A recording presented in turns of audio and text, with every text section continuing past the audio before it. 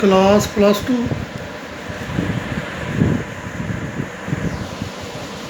First chapter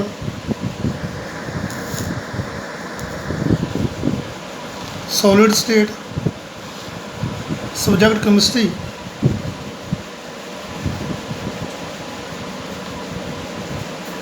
जे आपां गल करिए तो केमिस्ट्री दे विच हर एक जिहड़ा पदार्थ आ उहनूं मैटर कहने आ और मैटर दियां तीन स्टेटां ने सॉलिड लिक्विड और गैस। इत्थे आपां गल कर रहे हैं सॉलिड स्टेट की। जे आपां कुल मिला के सॉलिड स्टेट की डेफिनेशन दईए तो आप कह सकते हैं it is the state of matter that has definite shape and has definite volume. Solid state की आ उहदे चीज़ की एक शेप होंदी आ और उसकी एक डेफिनिट वॉल्यूम होंदी है। अगे जनरल करैक्टरिस्टिक्स ने ऑफ सॉलिड स्टेट दियां। जे असीं जनरल करैक्टरिस्टिक्स की गल करिए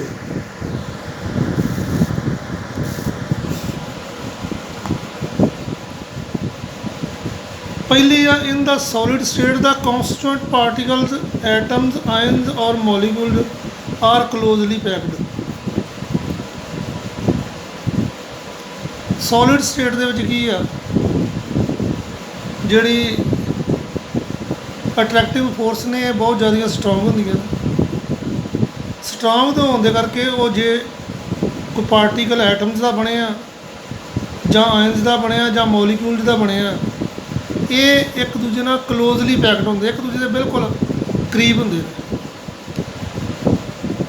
अट्रैक्टिव फोर्स जिहड़ियां ने वो स्ट्रोंग होने करके इन्हां दे पार्टिकल नाल नाल जुड़े होंदे ते इन्हां दी सॉलिड स्टेट बनती है। Constant particle are closely packed पहली करैक्टरिस्टिक है जी। कॉन्स्टेंट पार्टिकल किहड़े किहड़े जे वो एटम का बनया तो एटम क्लोजली पैक्ड ने, जे आयन का बनया तो आयन क्लोजली पैक्ड ने, मॉलिक्यूल का बनया तो वो क्लोजली पैक्ड ने। दूसरा ये एक पॉइंट है जिन्ने भी कॉन्स्टेंट पार्टिकल्स ने ये क्लोजली पैक्ड होंदे ने। सॉलिड स्टेट की पहली करैक्टरिस्टिक है। दूसरी की है in solid the particle are held together by strong attractive force and occupy fixed position. मैं तुहाडे नाल अगे भी गल कीती आ भी इन्हां दे ये क्लोजली पैक्ड क्यों ने, क्योंकि इन्हां दे विच जिहड़ी अट्रैक्टिव फोर्स है वो वैरी स्ट्रोंग आ। इस करके ये जिहड़ी आ जगह घेरदे ने, ऑक्यूपाई फिक्स्ड पोजीशन। तीजी की आ thermal energy tends to keep the particle apart. जिहड़ी थर्मल एनर्जी आ, थर्मल एनर्जी नूं जे आपां पंजाबी दी गल करिए तो आपां जदों भी किसी चीज़ नूं कोई फोर्स नूं तोड़ना हुंदा, दो मॉलीक्यूल ने मान लो उन्हां नूं वख-वख करना, उन्हां दी मीन पोजीशन तो आपां हटाउणा उन्हां नूं ते असीं करने उन्होंने एनर्जी देने, उन्होंने हीट देने। थर्मल एनर्जी यानी मीन जे हीट एनर्जी वो की करती है जो हीट एनर्जी देने आ थर्मल उन्होंने कहते हैं हीट एनर्जी तो थर्मल एनर्जी सेम ही चीज़ है। पार्टिकल जोड़े वक्रे वक्रे हो जाते हैं तो उन्होंने मूव तेज़ी मूव करना शुरू कर देंगे। जो लो टैंपरेचर होंदा उदों थर्मल एनर्जी जी लो होंदी है तो ज्यों ज्यों थर्मल एनर्जी घटती जाएगी त्यों त्यों ये जोड़े पार्टिकल ने ये मूव करना बंद करते जाएंगे। मान लो एक पार्टिकल इदा मूव कर रहा, उसकी थर्मल एनर्जी ज्यों ज्यों घटती जाएगी वो त्यों त्यों स्लो होता जाएगा। एक पोजीशन इदा की आएगी वो एक जगह पर खड़ जाएगा ਜਦੋਂ थर्मल एनर्जी ਉਹਦੀ ਜਿਹੜੀ बहुत घट जाएगी। इस तरह जे किसी नूं आपां वो फिर ऑसीलेशन जी बंद होंदी आ तो वो अपनी जी मीन पोजीशन होंदी है मेन वो उत्ते आण के रुक जाता। ਥਰਮਲ એનર્ਜੀ ਜਿਹੜੀ ਆ ਇਹ ਦੋ ਮੋਲੀਕਿਊਲ ਨੂੰ ਜਾਂ ਐਟਮਸ ਨੂੰ ਜਾਂ ਆਇਨਸ ਨੂੰ ਸਮਝ ਲਓ ਤੁਸੀਂ, ਇਹ ਉਹਨੂੰ ਵੱਖਰਾ ਕਰਦੀ ਆ। ਪਰ ਜਦੋਂ ਥਰਮਲ એનર્ਜੀ ਲੋ ਹੁੰਦੀ ਆ ਇਹ ਆਪਣੀ ਮੇਨ ਪੋਜੀਸ਼ਨ 'ਤੇ ਆ ਜਾਂਦਾ ਅਤੇ ਜਗ੍ਹਾ ਘੇਰਦਾ। ਇਸ ਪੁਆਇੰਟ ਦਾ ਸਿਰਫ ਇੰਨਾ ਹੀ ਮਤਲਬ ਹੈ। ਅੱਗੇ fourth, solids are incompressible and rigid in nature. ਜਿੰਨੇ ਵੀ ਸੋਲਿਡ ਨੇ ਇਹਨਾਂ ਨੂੰ ਕੰਪਰੈਸ ਨਹੀਂ ਕੀਤਾ ਜਾ ਸਕਦਾ ਔਰ ਇਹ ਕੁਦਰਤੀ ਤੌਰ 'ਤੇ ਸਖਤ ਹੁੰਦੇ ਆ। ਰਿਜਿਡ ਮਾਨੇ ਸਖਤ। ਸੋਲਿਡ ਹੈ high density and high melting point. ਇਹਨਾਂ ਦੀ ਡੈਂਸਿਟੀ ਹਾਈ ਕਿਉਂਕਿ ਕਲੋਜ਼ਲੀ ਪੈਕਡ ਨੇ ਨਾ। ਸਟਰੋਂਗ ਅਟਰੈਕਟਿਵ ਫੋਰਸ ਨੇ ਇਹਨਾਂ ਨੂੰ ਜਕੜ ਕੇ ਰੱਖਿਆ। ਦੈਟ ਇਜ਼ ਵਾਈ ਇਹਨਾਂ ਦੀ ਡੈਂਸਿਟੀ ਜਿਹੜੀ ਬਹੁਤ ਜ਼ਿਆਦਾ ਹੁੰਦੀ ਹੈ ਅਤੇ ਇਹਨਾਂ ਦਾ ਮੈਲਟਿੰਗ ਪੁਆਇੰਟ ਵੀ ਹਾਈ ਹੁੰਦਾ ਸੋਲਿਡ ਦਾ। Many solids are crystalline in nature and have definite pattern of angles and plane because of strong force of attraction among the constituent particle. ਜਿਹੜੇ ਬਹੁਤੇ ਸੋਲਿਡ ਨੇ ਉਹ ਨੈਚੁਰਲੀ ਕ੍ਰਿਸਟਲਾਈਨ ਸੋਲਿਡ ਹੁੰਦੇ ਨੇ। ਆਪਾਂ ਜਿਹੜੀ ਅੱਜ ਗੱਲ ਕਰਨੀ ਆ ਇਸ ਚੈਪਟਰ ਦੇ ਵਿੱਚ ਉਹ ਇਹੋ ਹੀ ਆ ਵੀ ਜਿਹੜੇ ਸੋਲਿਡ ਨੇ ਇਹਨਾਂ ਦੀ ਜਿਹੜੀ ਬਣਦੀ ਆ ਕ੍ਰਿਸਟਲ ਬਣਦੀ ਆ ਉਹਦੀ ਉਹ ਪਲੇਨ ਆ, ਉਹ ਐਂਗਲ ਆ, ਉਹਨਾਂ ਦੀ ਪੋਜੀਸ਼ਨ ਕੀ ਆ, ਉਹਨਾਂ ਦਾ ਕੋਈ ਡੈਫੀਨਿਟ ਪੈਟਰਨ ਆ ਕਿ ਨਹੀਂ। ਜੇ ਤਾਂ ਡੈਫੀਨਿਟ ਪੈਟਰਨ ਆ ਤਾਂ ਆਪਾਂ ਉਹਨਾਂ ਨੂੰ ਕ੍ਰਿਸਟਲਾਈਨ ਸੋਲਿਡ ਕਹਾਂਗੇ। ਜੇ ਉਹਨਾਂ ਦਾ ਕੋਈ ਡੈਫੀਨਿਟ ਪੈਟਰਨ ਨਹੀਂ ਗਾ ਐਂਗਲ ਦਾ ਅਤੇ ਪਲੇਨ ਦਾ ਫਿਰ ਆਪਾਂ ਉਹਨਾਂ ਨੂੰ ਅਮੋਰਫਸ ਸੋਲਿਡ ਕਹਾਂਗੇ। ਆਪਾਂ ਸਿਰਫ ਇਸੇ ਚੀਜ਼ ਦੀ ਗੱਲ ਕਰਨੀ ਹੈ ਇਸ ਚੈਪਟਰ ਦੇ ਵਿੱਚ ਵੀ ਇਹ ਕਿਹੜੀ ਕੈਟਾਗਰੀ ਨਾਲ ਸੰਬੰਧ ਰੱਖਦੇ ਆ, ਕ੍ਰਿਸਟਲਾਈਨ ਸੋਲਿਡ ਅਤੇ ਅਮੋਰਫਸ ਸੋਲਿਡ। ਮੈਨੀ solids are crystalline in nature. ਬਹੁਤੇ ਜਿਹੜੇ ਆ ਉਹ ਕ੍ਰਿਸਟਲਾਈਨ ਨੇਚਰ ਦੇ ਨੇ ਅਤੇ ਜਿਹੜੇ ਕ੍ਰਿਸਟਲ ਨੇਚਰ ਦੇ ਨੇ ਉਹਨਾਂ ਦੀ definite pattern of angle and plane, ਯਾਨੀ ਕਿ ਉਹਨਾਂ ਦੀ ਡੈਫੀਨਿਟ ਜਿਓਮੈਟਰੀ ਹੁੰਦੀ ਹੈ। ਉਹਨਾਂ ਦੇ ਐਟਮ ਜਾਂ ਮੋਲੀਕਿਊਲ ਜਿਹੜੇ ਨੇ ਜਾਂ ਆਇਨ ਜਿਹੜੇ ਨੇ ਉਹ ਇੱਕ ਡੈਫੀਨਿਟ ਪੈਟਰਨ ਨਾਲ ਜਿਓਮੈਟਰੀ ਦਾ ਜਿਹਦੇ ਮੁਤਾਬਿਕ ਉਹ ਇੱਕ ਦੂਜੇ ਨਾਲ ਜੁੜਦੇ ਨੇ ਅਤੇ ਇਹਨਾਂ ਦੀ ਫੋਰਸ ਆਫ ਅਟਰੈਕਸ਼ਨ ਜਿਹੜੀ ਸਟਰੋਂਗ ਹੁੰਦੀ ਹੈ। ਇਹ 5 ਪੁਆਇੰਟ ਨੇ ਸੋਲਿਡ ਸਟੇਟ ਦੇ, ਆਪਣਾ ਸੋਲਿਡ ਸਟੇਟ ਦੇ। ਇਹਨਾਂ ਨੂੰ ਤੁਸੀਂ ਨੋਟ ਕਰ ਲਿਓ। ਅੱਗੇ ਗੱਲ ਉਹ ਕਰ ਰਹੇ ਨੇ ਕ੍ਰਿਸਟਲਾਈਨ ਐਂਡ ਅਮੋਰਫਸ ਸੋਲਿਡ। ਸੋਲਿਡ ਨੂੰ ਆਪਾਂ ਮੇਨਲੀ ਦੋ ਤਰ੍ਹਾਂ ਨਾਲ ਹੀ ਵੇਖਦੇ ਹਾਂ। ਕਿਹੜੇ ਕਿਹੜੇ? ਇੱਕ ਕ੍ਰਿਸਟਲਾਈਨ ਸੋਲਿਡ ਅਤੇ ਇੱਕ ਅਮੋਰਫਸ ਸੋਲਿਡ। ਕ੍ਰਿਸਟਲਾਈਨ ਸੋਲਿਡ ਦੀ ਇਹ definition I have written a definition of crystalline solid.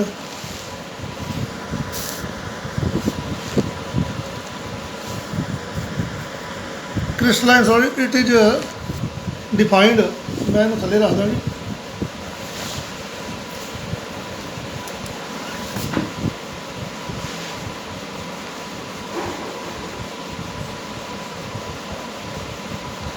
It is defined as the constituent particle। ਇਹ ਜਿਹੜਾ ਲਫ਼ਜ਼ ਆ constituent particle ਇਹ ਇਹਨਾਂ ਤਿੰਨਾਂ ਵਾਸਤੇ ਵਰਤਿਆ ਗਿਆ ਜਿਨ੍ਹਾਂ ਦਾ ਕ੍ਰਿਸਟਲ ਬਣਦਾ, ਜਿਨ੍ਹਾਂ ਦਾ ਸੋਲਿਡ ਬਣਦਾ। ਉਹ constituent particle ਕਿਹੜੇ ਨੇ? ਉਹ ਐਟਮ ਹੋ ਸਕਦੇ ਨੇ, ਆਇਨ ਹੋ ਸਕਦੇ ਨੇ, ਮੋਲੀਕਿਊਲ ਹੋ ਸਕਦੇ ਨੇ। Of which the solid is made, ਜਿਹਦਾ ਸੋਲਿਡ ਬਣਿਆ ਹੋਇਆ। It is defined as the constituent particle of which the solid is made are arranged in a definite geometrical pattern। ਇਹ ਜਿਹੜੇ ਐਟਮ ਨੇ ਜਾਂ ਇਹ ਜਿਹੜੇ ਆਇਨ ਨੇ ਜਾਂ ਇਹ ਜਿਹੜੇ ਮੋਲੀਕਿਊਲ ਨੇ ਇੱਕ ਡੈਫੀਨਿਟ ਜਿਓਮੈਟਰੀ ਦੇ ਨਾਲ ਮਿਲ ਕੇ ਬਣੇ ਨੇ।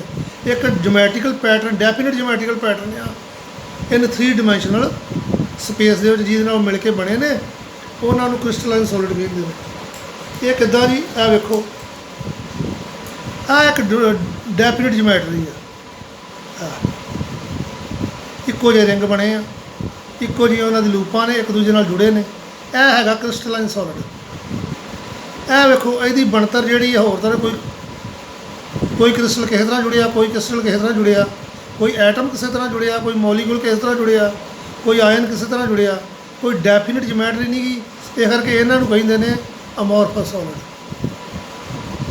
ठीक है जी। अगे जी दूसरी डेफिनेशन है अमोर्फस सॉलिड की। It is defined as the constituent particle of which the solid is made are not arranged in any regular geometry. ये रेगुलर जोमैट्री का नहीं बनया होंदा, एक डेफिनेट पैटर्न का नहीं बनया, रेगुलर जोमैट्री नहीं की। आल दो भावें के it possesses rigidity definite shape and definite volume, भावें ये सख्त होंदा रिजिडिटी आ, डेफिनेट शेप होंदी है इसदी अमोर्फस सॉलिड की भी, भावें इसदी डेफिनेट वॉल्यूम होंदी है, बट ये जिहड़े कॉन्स्टेंट पार्टिकल ने आ जिहड़े कॉन्स्टेंट पार्टिकल ने they are not array in a definite geometry. इन्हां नूं असीं अमोर्फस सॉलिड कहने आ। इन्हां नूं आपां दे आर आल्सो कॉल्ड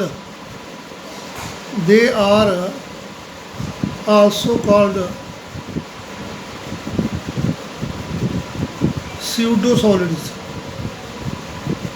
इन्हां नूं आपां स्यूडो सॉलिड्स भी कहंदे। हुण इन्हां दी मैं डिफरेंशिएशन करावांगा तुहानूं अमोर्फस सॉलिड दी ते क्रिस्टलाइन सॉलिड दी। ਉਹਦੇ ਨਾਲ ਇੱਕ ਤਾਂ ਇਹਨਾਂ ਦੀ ਇੱਕ ਡੈਫੀਨੇਸ਼ਨ ਪੂਰੀ ਹੋ ਜਾਏਗੀ, ਦੂਸਰੀ ਗੱਲ ਉਹਨਾਂ ਦੀਆਂ ਸਾਰੀਆਂ ਪ੍ਰੋਪਰਟੀਆਂ ਜਿਹੜੀਆਂ ਵਿੱਚ ਹੀ ਆ ਜਾਣਗੀਆਂ। Order of arrangement of constituent particle.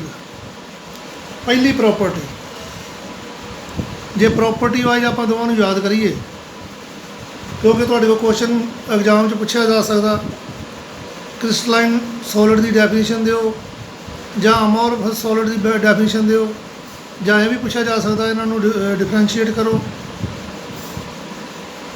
ਜਾਂ distinction between crystalline and amorphous solid करो। पहला की आ, पहला order of arrangement, they have a regular arrangement of constant particle. इन्हां दा एक डेफिनेट अरेंजमेंट हुंदा, मैं दस के आया तुहानूं अगे, which extends in 3 dimensional throughout the crystal. 3 dimensional geometry के इन्हां दी एक डेफिनेट जोमैट्री होंदी है। दे दूजे बने अमोर्फस सॉलिड की होंदे, they do not have regular arrangement. अच्छा, ये लॉन्ग रेंज ऑर्डर के होंदे आ। क्रिस्टलाइन सॉलिड जिहड़े आ ये लॉन्ग रेंज ऑर्डर होंदे आ, जिहड़े अमोर्फस सॉलिड ने ये शॉर्ट रेंज ऑर्डर होंदे ने। मैं ये बारे तुहानूं तफसील नाल दसदा भी वो किद्दां। मैं तुहानूं नक्शा बना के नक्शा सॉरी मैं कहता, मैं तुहानूं ये बारे पूरा क्रिस्टल बना के दसदा। यह देखियो, मान लो यह साडे कोल ए है, यह साडे कोल बी है, यह साडे कोल फिर ए है, यह साडे कोल बी है, यह साडे कोल ए है, यह साडे कोल बी है, यह साडे कोल ए है, यह साडे कोल बी है, यह साडे कोल बी है, यह साडे कोल ए है, यह साडे कोल बी है, साडे कोल ए है, साडे कोल बी है, ए है, यह साडे कोल ए है, बी है।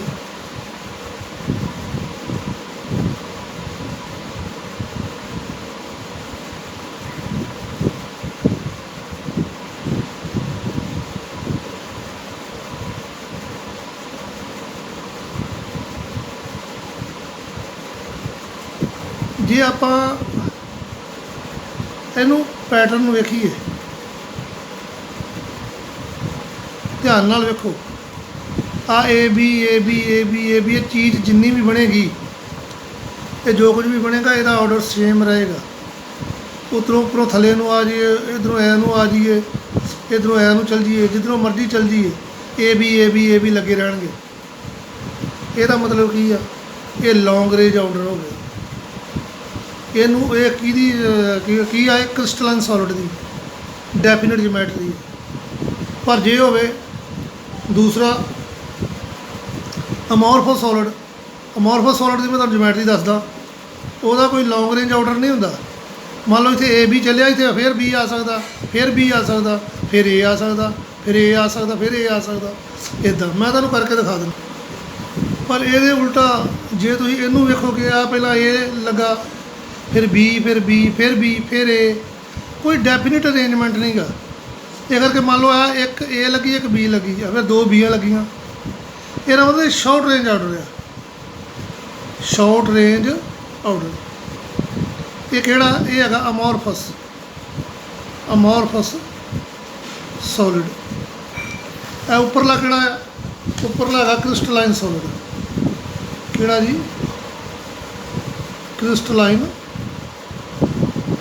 ਸੋਲਿਡ।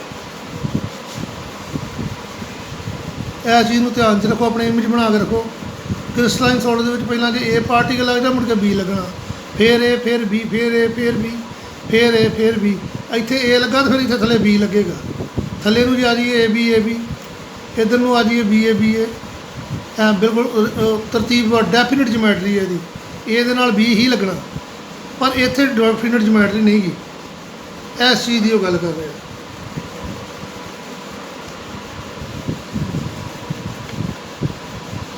ਇਹਦੇ ਤੋਂ ਅੱਗੇ ਦੂਸਰਾ ਪੁਆਇੰਟ ਹੈ shape. They have a definite geometrical shape.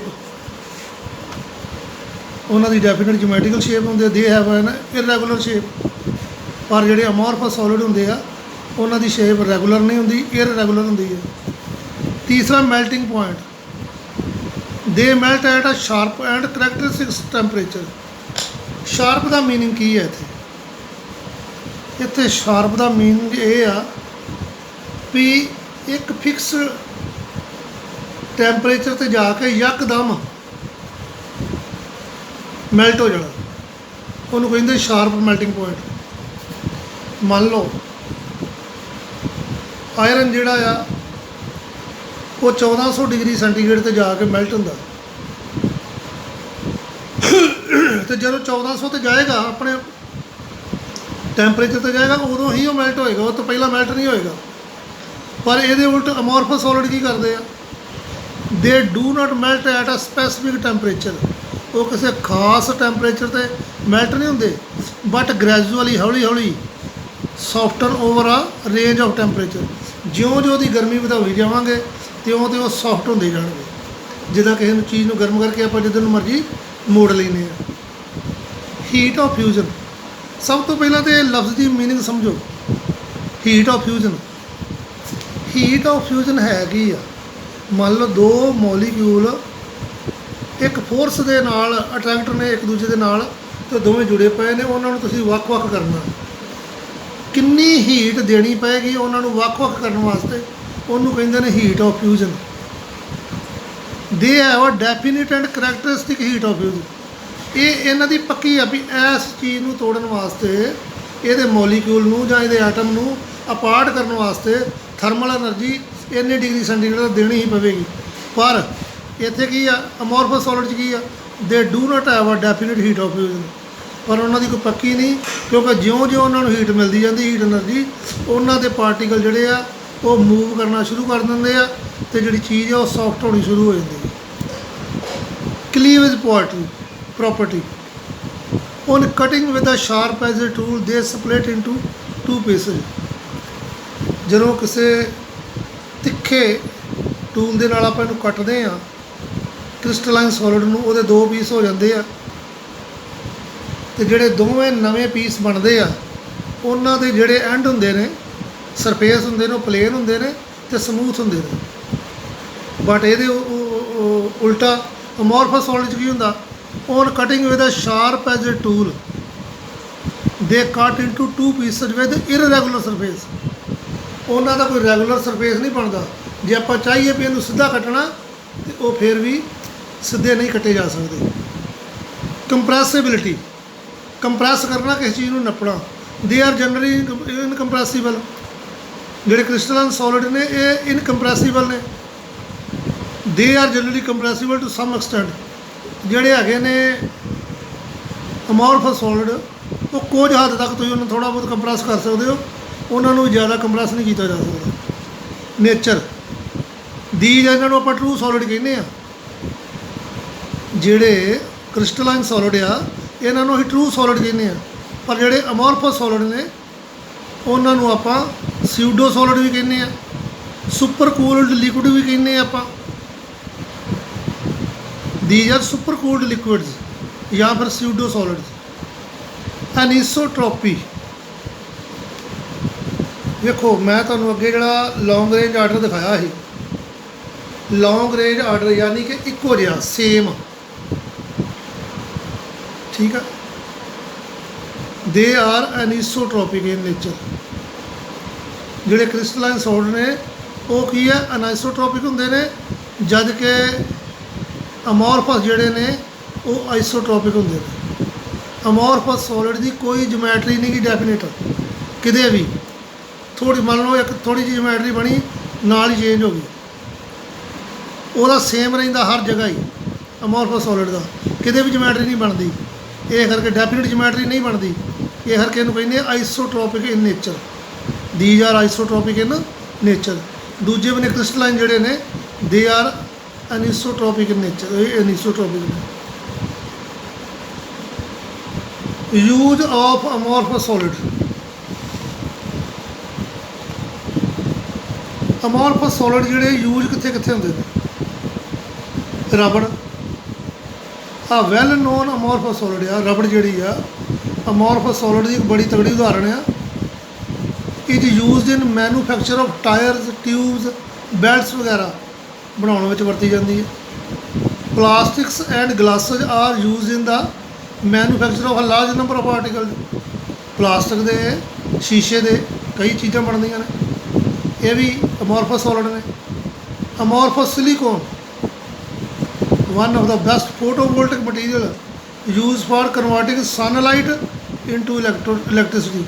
जिहड़ा फोटोवोल्टिक सैल आ ये अमोरफस सिलिकॉन की एक बड़ी तगड़ी उदाहरण आ। जिहड़ा फोटोवोल्टिक मटीरियल इहनूं कहने आपां, जिहड़ा सनलाइट नूं इलैक्ट्रिसिटी च प्रोड्यूस करदा, चेंज करदा। Glasses and plastics are widely use in construction and in laboratory operators.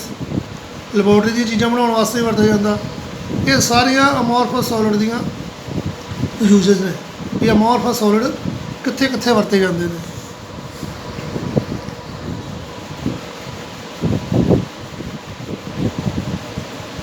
Video काफ़ी लंबी हो गई है, तुसीं देखो अपना चैनल तुसीं सबसक्राइब किया कि नहीं, जे नहीं किया तो चैनल को सबसक्राइब जरूर करो। वीडियो को पूरा देखो, वीडियो को लाइक जरूर करो, वीडियो को शेयर जरूर करो, वीडियो पूरी देखो। इत्थों तुसीं वेख के आप नोट्स बनाने शुरू करो, मेन पॉइंट लिखो और उन्होंने अपने माइंड च सैट करो, और इहो ही नोट्स जिहड़े आ तुहाडे अगे जाके काम देणगे। आपां इहदे च की कीता, सॉलिड स्टेट ਉਹਦੀਆਂ प्रॉपर्टीज़ की ने, क्रिस्टलाइन सॉलिड की है, अमोरफस सॉलिड की है, उन्हों का डिस्टिंक्शन किया तो यूजेस ऑफ अमोरफस सॉलिड कीतियां। आप दोवां दी प्रॉपर्टियां कीतियां ने ते अमोरफस दियां यूजेस कीतियां। वीडियो को पूरा देखियो, लाइक करो, शेयर करो। Thank you.